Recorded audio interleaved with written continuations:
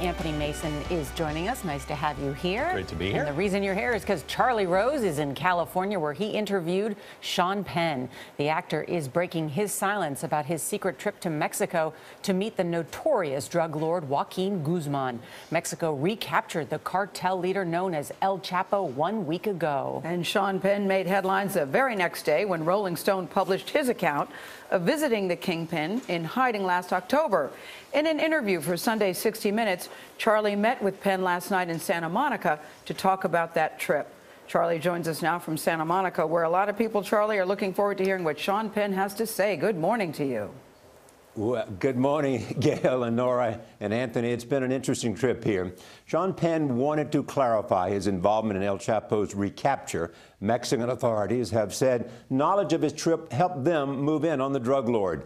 Penn believes those claims of his contribution are incorrect and could put him in danger.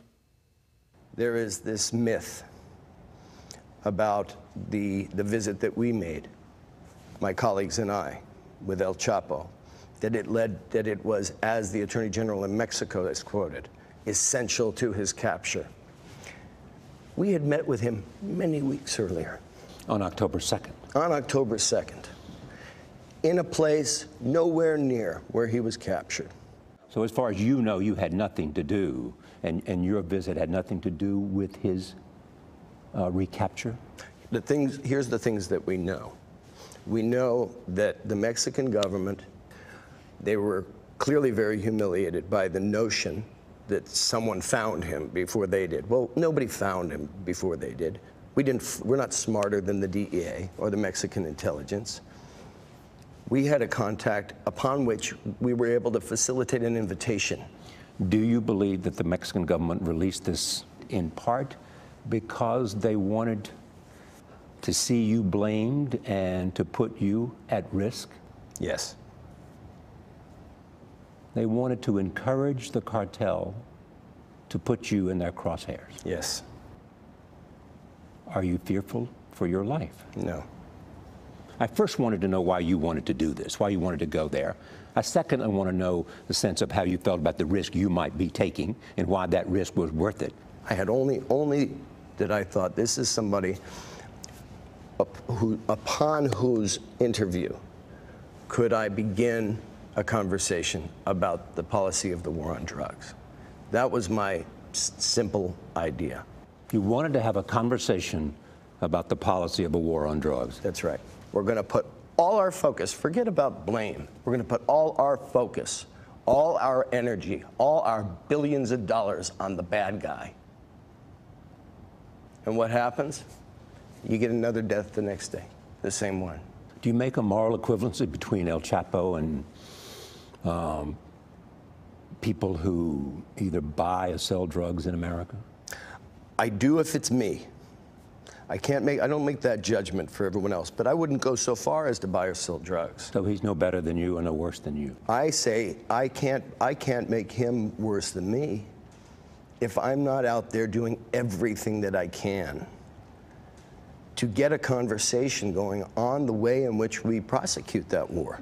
You have said to the AP, and I'm asking now, you have no regrets. Yeah, I have a terrible regret. What are the regrets? I have a regret that the entire discussion about this article ignores its purpose, which was to try to contribute to this discussion about the policy in the war on drugs. Let's go to the big picture of what we all want. We all want this drug problem to stop. We all want the killings in Chicago to stop. We are the consumer. Whether you agree with Sean Penn or not, there is a complicity there. And if you are in the moral right or on the far left, just as many of your children are doing these drugs. Just as many. And how much time have they spent in the last week since this article come out talking about that?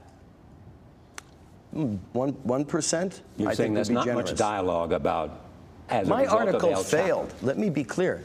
My article has failed. Charlie, is Sean Penn still in contact with anybody in El Chapo's camp? And does he think that the two will ever meet again? No, he'd said he would have wanted to have met with him again, and that was his plan. But no, he has not heard from anyone in the cartel or surrounding El Chapo, who has now been recaptured back in the same prison that he escaped from a year ago, 6 months ago. So that point about him and what he hoped to accomplish is just one small part of a long conversation about how he negotiated with El Chapo, what the deal was. This deal and this trip was led by the actress Kate Del Castillo. She had had some contact with him. He was smitten with her, and Sean contacted her and believes that, you know, that contact enabled him to go.